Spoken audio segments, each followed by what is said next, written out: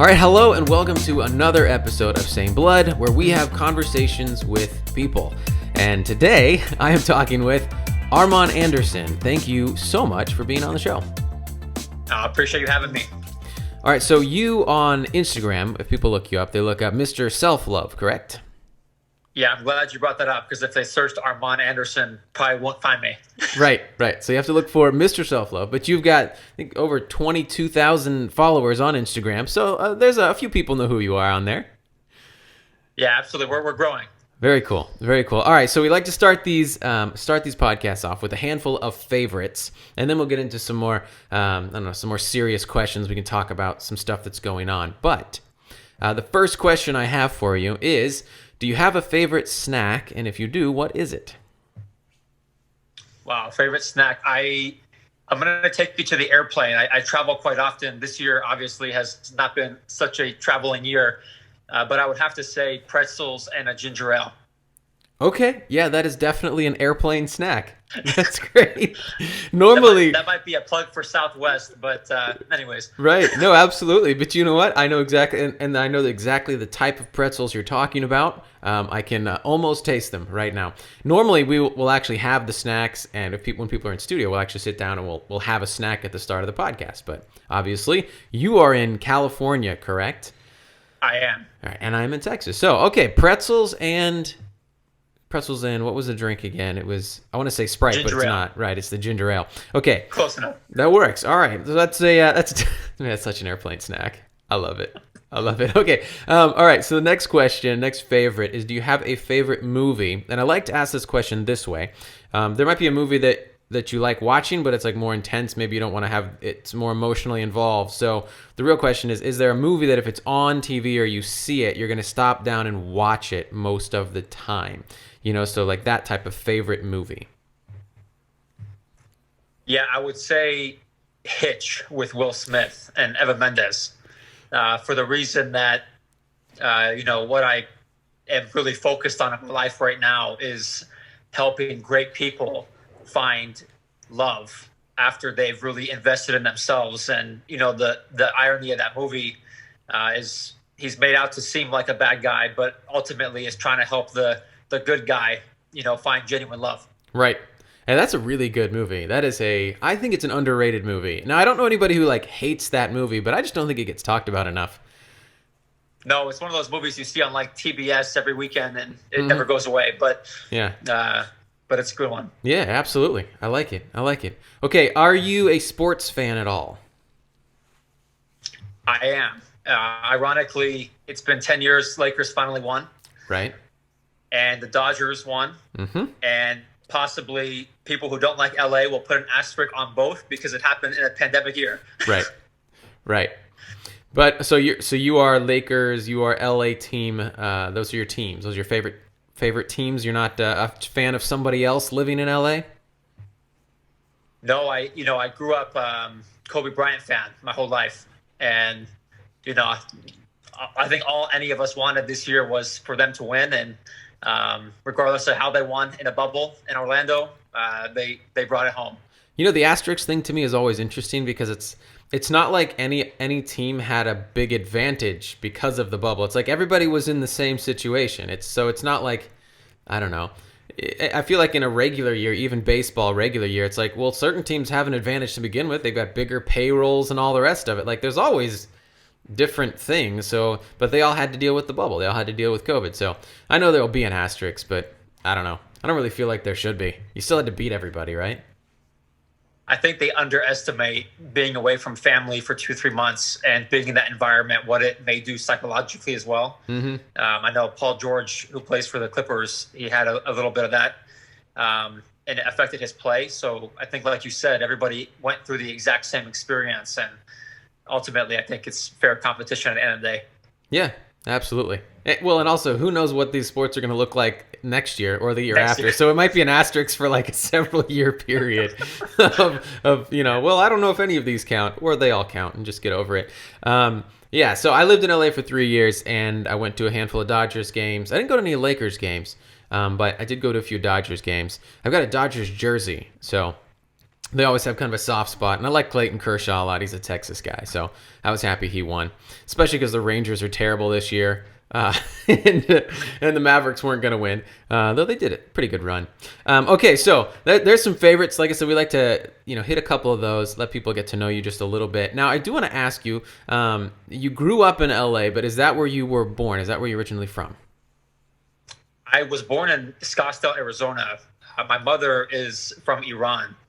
And most people would probably say I look American, but I am half Iranian. I speak Farsi. And due to my father leaving our family when I was fairly young, I consider myself full Persian Iranian, as my mother has a huge family in the Los Angeles area. Okay, yeah, that makes sense. So, I guess we're gonna get it. I kind of want to use that transition into kind of one of the things we're talking about. One of the big issues that we have, I don't know, as a country, as a world, this idea of being around people with different backgrounds, perspectives, the whole nine yards, and figuring out a way to to have community with people who are different than us, right? Or who have different stories, different backgrounds. So, with your family's where your family's from and kind of your background, what have you seen where that's been, has it been a good thing, a bad thing? Has it created problems? Has it been, an asset? Like, what has your life experience been like because of your specific background?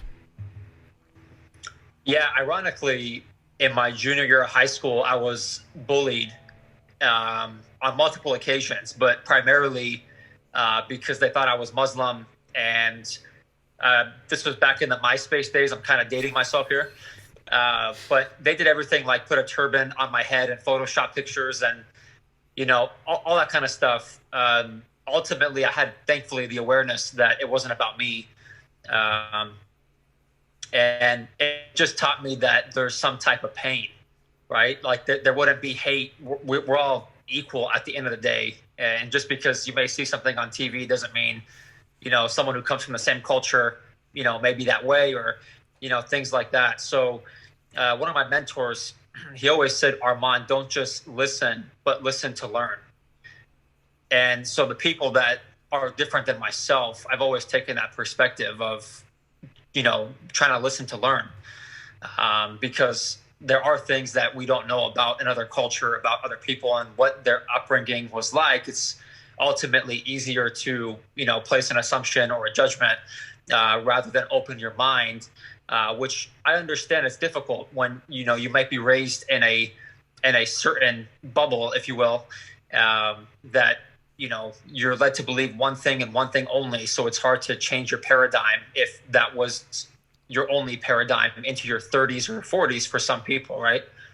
Yeah, absolutely. Absolutely. And that really goes to something that I've been thinking about a lot recently, and is sort of one of the genesis for this podcast, is that right now it seems like more than ever, we're throwing people into generalizations, into groups. We're just taking them and it's like, well, you are, if somebody just walks up to me on the street, they're immediately kind of throwing me into a group where it's like, well, you're a young white guy from Texas, like, so I'm gonna make a bunch of assumptions based on some ideas that I have or that I've heard about this group of individuals that you fit in, and then I'm gonna treat you because of that. And it's the same thing kind of what you were going through. It's people who, they know nothing about you, right? They just are making some assumptions based on their own ignorance, their own, whatever you want to call it, but they're putting those on you. And in the end, they're missing out because they're not actually getting to know you for who you are and the value that you bring as a person. They're just taking it and putting that on you. And then not only are they not valuing you as a person, but they're also losing the opportunity to learn from you and from your unique experience and from who you are. And so what we're trying to really promote and talk about is just this idea that we need to treat people as individuals, and we need to get rid of some of these assumptions we just put on a bunch of people, and maybe more importantly, change those assumptions. Instead of saying, like, this is what I know about or what I think about certain groups of people, right, from watching TV or whatever else. Instead, let's make some really good assumptions about people as individuals. Like that when I look at you, like I should make some really, really awesome easy assumptions that I'm going to be right about 99% of the time. Like I know that you as a person, that you to me, the way I view you is that you're created with amazing intrinsic value as a person, as an individual, based on nothing else, without anything else, just you existing have value. But also I know that you want to be loved and you want to love other people. You want to be respected and you want to respect other people. You care about your family, your friends. You want to pursue something that you're passionate about. Like you want to live a life that you feel like has purpose and meaning, right? And so it's like if I put those assumptions on you, I'm going to be right pretty much all the time. But that's a good place to start. And so that's why I was curious about your background and what you've experienced, because I growing up, I mean, look, it's growing up in the ignorance of the post 9/11 world, right? Where people, you knew nothing about people from different cultures, different areas, different backgrounds. And so all of a sudden you're making a bunch of assumptions about literally billions of people you know nothing about. And you just start throwing those at people. And that's the problem, I think. I don't think there's anything more beautiful than, like, I can almost think of a podcast in person type of setting that you talked about that you guys have in Dallas, and just having it be people from different backgrounds and cultures, and just like the amount of knowledge that you learn and love that you see throughout the differences that ultimately over a conversation sound a lot more like similarities than differences, which is the funny part. But back to that story real quick. Years later, probably about 4 or 5 years later, the same guy who basically started this culture of bullying that came down on me ended up knocking my door. And my first reaction was like, I'm going to get beat up. And if people don't know me, I'm like 6'2", really skinny. So I could get beat up by a lot of guys. And I looked at him and he goes, "Hey, I know this is kind of alarming, but I'm here to apologize." And he goes down to say that, in high school that he was on drugs and got caught in the wrong scene and made, misplaced judgments, and, would do anything to just, be able to apologize and, be able to start this like new friendship. And so as I sat there listening to him, I thought how beautiful it was that I didn't retaliate. I actually left the school and I went to a new school for my senior year. My poor mom, I have a single mom, and she had to deal with all that because I was afraid to go to school. But I just kept being me and believing in that, these people were going through something that they've yet to be aware of. And so when he came that day and apologized, it kind of all came full circle. It was a beautiful thing. Yeah, that's awesome. And I love hearing stories like that. And one of the beliefs that I have as a person, when it comes to people like you're saying who are acting in this way, they're treating people out of anger, out of hate, and most of the time they're treating people out of hurt that's inside themselves, right? They're acting based on something that they're going through. Like you were saying, they may not even realize it, but that the best way to reach people like that is not to retaliate and treat them in the same kind, but to actually to reply with love, or reply with a way that lets them know that whatever they're doing, whatever's going on with them, it's not going to be what's going on with you. That you're going to choose different, and they're going to get to see that. They're going to see and realize that the hate or the anger, the things that are coming out of them, they're not seeing them in other people. It's not having the effect that they think it should, and people tend to notice that. It tends to cause a reaction when they don't get the same type of negativity back that they're putting out there.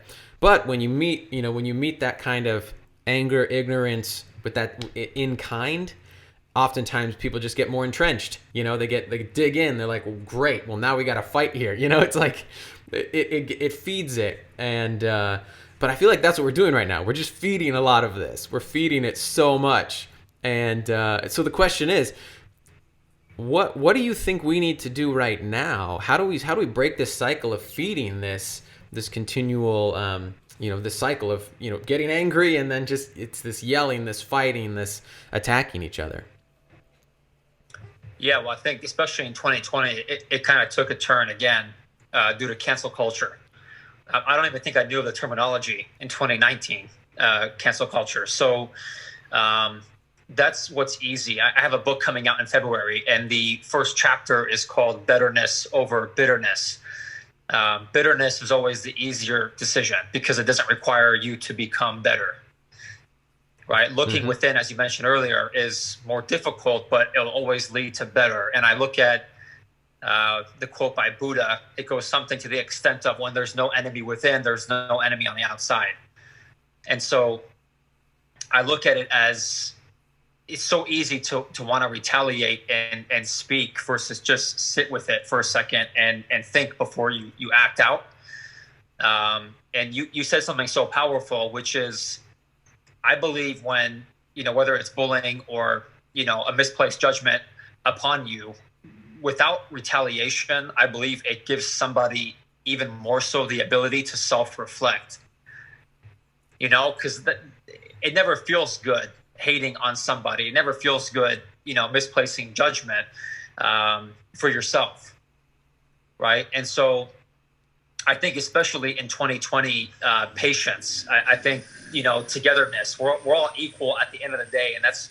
I think as a society, we need more of unity across the world. Just because we come from a different culture, language, race, you know, that's a huge topic when it comes to race, especially because some people are born into a family where it's just one way, right? And so Mm-hmm. to start to change that thought process, it takes unity, right? It takes one person saying, "Hey, we're going to do this together," and people start to see from a different lens, and that right there, like, just for us to see from a different lens that we're used to, and I'm guilty of it, right? Like, I think we all are born and raised with some type of lens.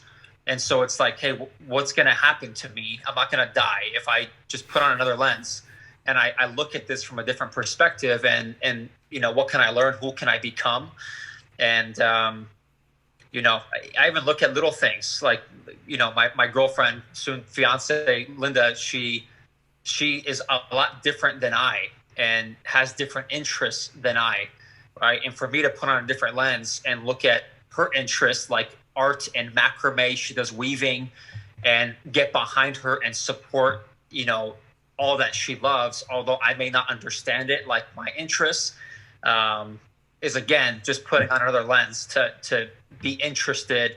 And there's a saying. It says, when you take interest in others, you become an interesting person. And Right. so I try to live my life taking interest in other people, even if I don't know what I'm going to expect, but just go on with an open mind. Yeah, absolutely. And what you just hit on is basically, I mean, look, that's what we're trying to do with this podcast. So we started it partially because we wanted to get this message out, right? This idea that we're all the same blood. We are all equal. We all have amazing value as people, and we need to treat each other like that. But also the idea that we want to get other perspectives. Like, I know that I don't know. Like, I know that I don't know what your perspective is, what your life experience is. And one of the big things we're trying to do on this podcast is have people on who it's like, I know nothing about you. I might not even be able to relate to your life, but that means that you've got a perspective that I'm interested in, that would add to mine. Because if I just go and spend time around a bunch of people who have very similar perspectives, then I'm just, you're just going to get that confirmation, right? That confirmation bias where it's like, yeah, see, this one viewpoint that I have is the whole thing, right? It's because you never talked to anybody else, you stayed inside your own little bubble. And so then you never grew as a person, And one of the things you talked about, you mentioned earlier, is the idea of cancel culture in 2020. And I think on my Twitter account, the pinned tweet right now, it says, I'm gonna choose to live. Going forward, I'm gonna choose to live like I've already been canceled. Where it's like, it's so frustrating to me, this idea of canceling people just because it's a differing opinion, right? Where it's like, oh, you don't agree with me completely, so you got to get canceled. And I'm like, this is not how humans are. Like, we disagree, right? Like, you're gonna disagree. I'm gonna disagree with you on, like, my favorite food, right? I'm gonna disagree with you on potentially music and all these other things and perspectives. And so the whole cancel culture thing is really going to, it's the cancel culture, and that ideology is going to destroy. It can't bring people together. And that's one of the reasons why I'm so opposed to it, is that, like, you can't find unity there. You can just find silencing of opinions, which that's a bit of a problem. Um, so, what I wanted to go into next with you is just, and you've already kind of talked on it, and you mentioned that you travel a lot, and you've been around a variety of people and experiences. So, what do you think you've learned from? What are some of the biggest things? Because I know it's a pretty broad question. What are some of the biggest things you've learned from being around different people with different perspectives, the idea of diversity of ideas, the diversity of life experiences? What are some of the biggest things you've learned and maybe added to your own life from that? Yeah, I'm a firm believer, and I live my life um, in the idea of what we can't do alone, we can do together. Um, Linda, my girlfriend, she gains energy when she's alone. I gain energy when I'm around, ideally, a million people that make me really happy. Right. And so, as I traveled, and as I travel, it always made me more grateful for my life. Just like when I come home, I just have so much gratitude. But at the same time, it's what I've been able to learn. I mean, the things that I wouldn't know and who I wouldn't have become had I not, met people in different cities, states, and countries is a whole different me. And when it comes to what you were mentioning, um, this process of writing my book took about 3 years, and the amount of people I interviewed, the amount of people I talked to. I learned a lot along the way, and it was probably around 2019 when I started to get not canceled, but bullied on my Instagram as Mr. Self Love. And what I didn't understand was that my content, although positive, can trigger somebody's unhealed wounds. And Yep. so that was kind of difficult in the beginning, and an awakening that it could trigger someone to have this lens of me as this, whatever type of person. And they would come on my Instagram lives and just have a cussing storm. And it was almost a good example to allude off of on my live. And at the same time, that helped me so much understand where people are at, why they do what they do. And I originally come from the industry of personal growth and development. And when you start out, especially at a really young age in that industry, and most people don't know that there's a section in Barnes and Nobles, because we don't go to bookstores anymore, called self-help. Right. And that industry taught me to be open-minded, right? That failure was a stepping stone to the next one, right? And so I always do my best, right? There's no such thing as perfection, which is beautiful in life. To keep an open mind when I do travel, when I do meet people, when they do have a different career. When it comes to this year of 2020 and politics, right? It's like, at the end of the day, we're all equal, we're all one, and that shouldn't divide people, in my opinion, to the extent of no matter which way you go, that we're gonna just completely hate on someone without literally knowing one thing about them, right? So I love what you guys are doing, because I couldn't think of a better moment or year in life to talk about same blood. I think it's a beautiful thing. Yeah, absolutely. And this year has really, in a really last couple of years, politics has been just, it's like, man, all of a sudden people you've known your whole life, all of a sudden they're now the enemy for a lot of people. And it's like, this is crazy. And, when you see that around you, and it's like, man, we know better than this, right? But I think one of the things you just mentioned is so important, this idea of looking at yourself instead of looking at other people, as, to find like where the issues might be is important. But I think what we've done now as a society is we've built a society that says who you are right now, where you're at, is awesome. Don't worry about changing it. And if anybody else has a problem with it, it's their problem, not yours. So people, you create your belief systems, and then it's basically like, I'm going to impose that on you without taking a look inside and going, wait, hold on. Is my perspective off on this? Am I wrong? Could I be wrong? Also, like, how did the other person, if I disagree with them, how did they get to their assumption? How did they get to their belief?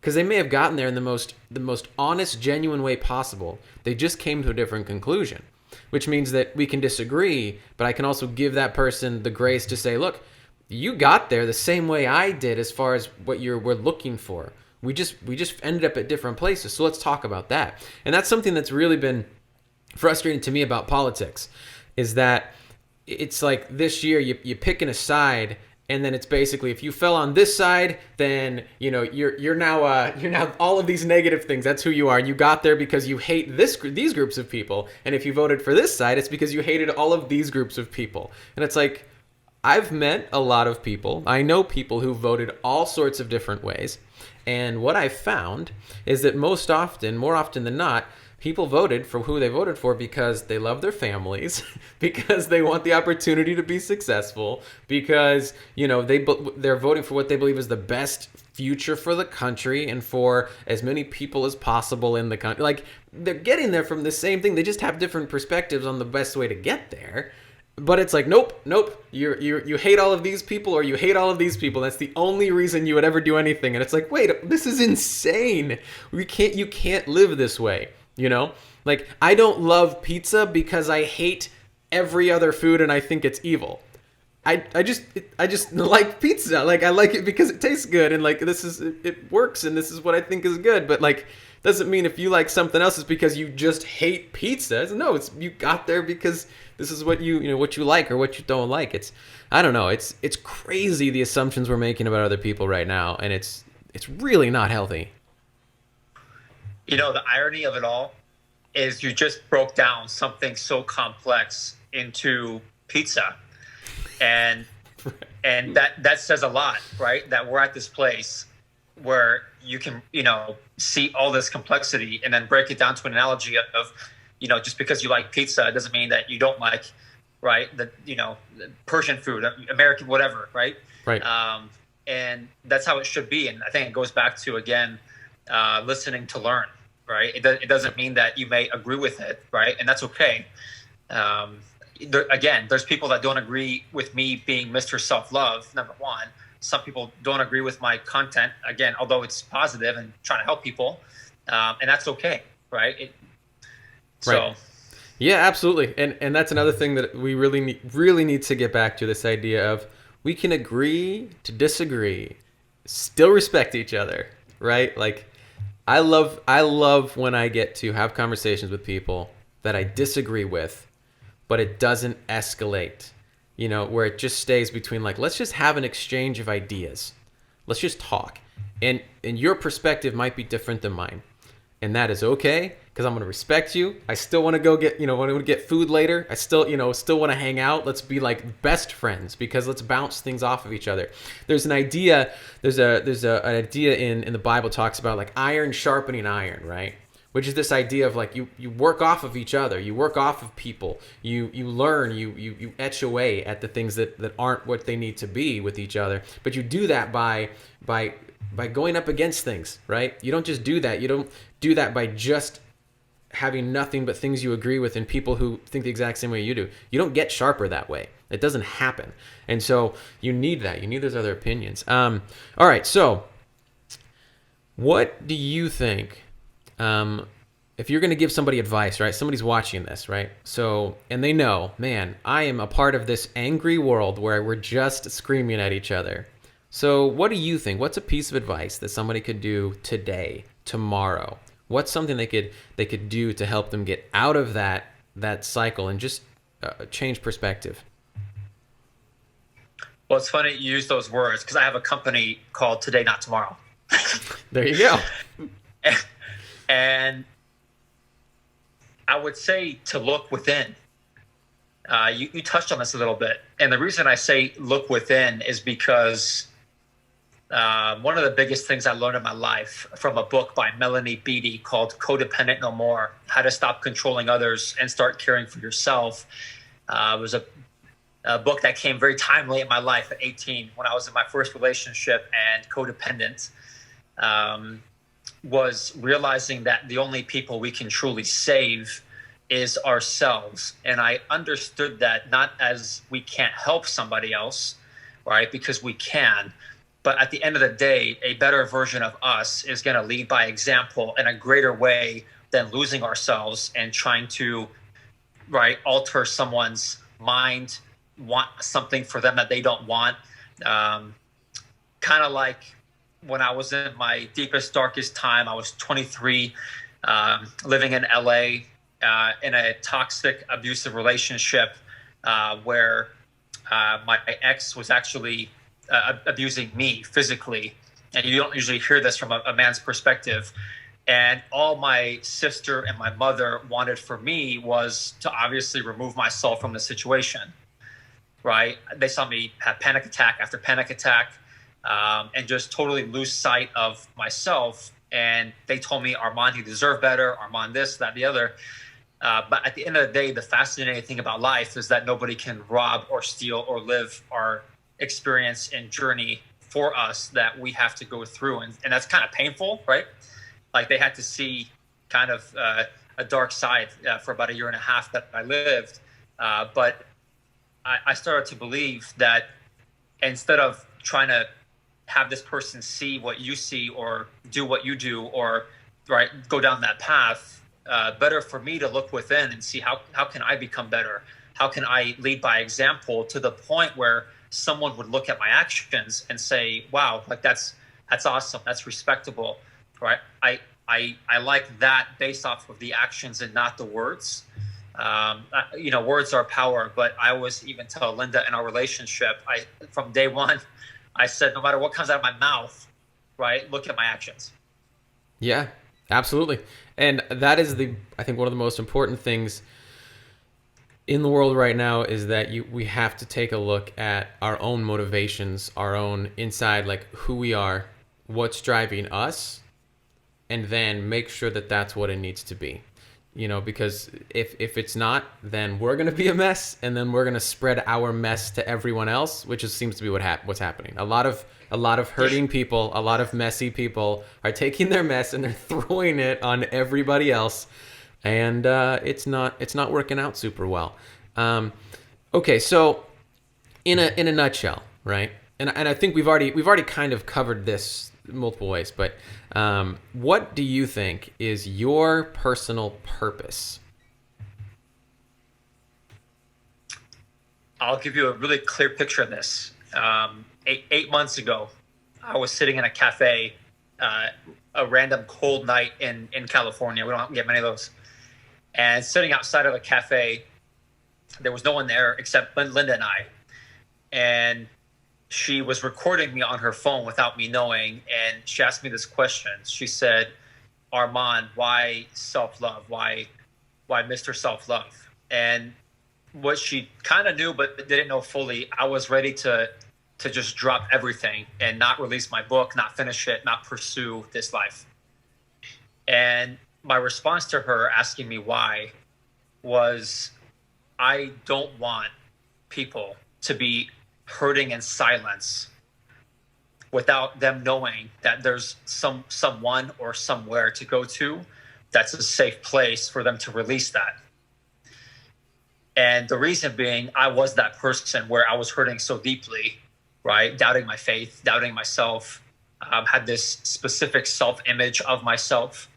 And as a man, especially in this world, you're not really taught that vulnerability is power. It's the opposite, right? And so to answer your question specifically, it's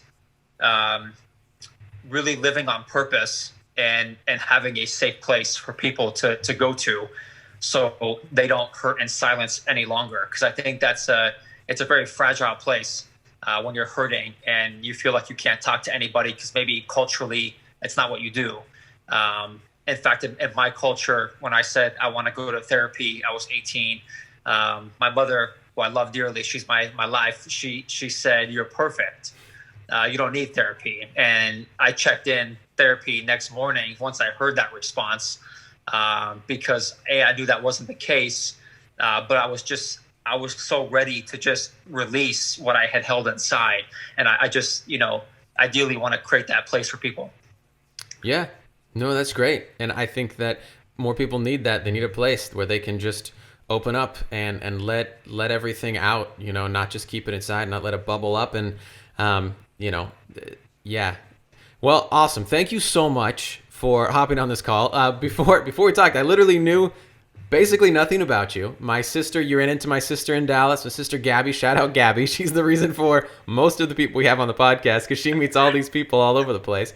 But she was like, well, you should talk to this guy. And so I'm really, really glad that you sat down. And I guess not really with us. You're in California, but sat down at your place and hopped on the call with us. It's been awesome. Is there anything else? Any last? I mean, we've covered a lot. We've talked about a bunch of things. Is there any last thing you want to leave people with before we end this?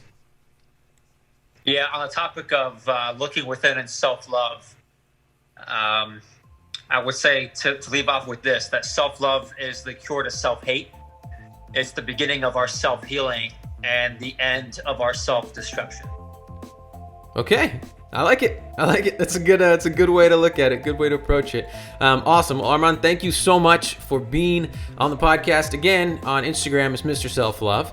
I know you've got a following there and you're spreading a lot of positivity. So thank you so much for being on the podcast. Thank you for sharing your perspective with us. And yeah, thank you so much. And as far as all of the people watching, listening, thank you for tuning in. And we'll see you on the next one.